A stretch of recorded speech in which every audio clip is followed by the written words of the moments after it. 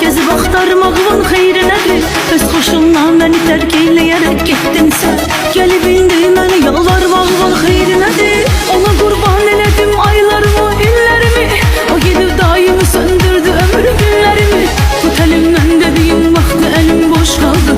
El uzatma daha var indi tutar əllərimi. Oldum ondan ötürü değil, mənə lazım da değil, heç mənə lazım da değil, mənə lazım da değil. Özgəsinə saldı meyil, mənə lazım da değil, heç mənə lazım da değil, mənə lazım da değil. Oldum ondan ötürü değil, mənə lazım da değil, heç mənə lazım da değil, mənə lazım da değil. Özgəsinə saldı meyil, mənə lazım da değil, heç mənə lazım da değil, mənə lazım da değil.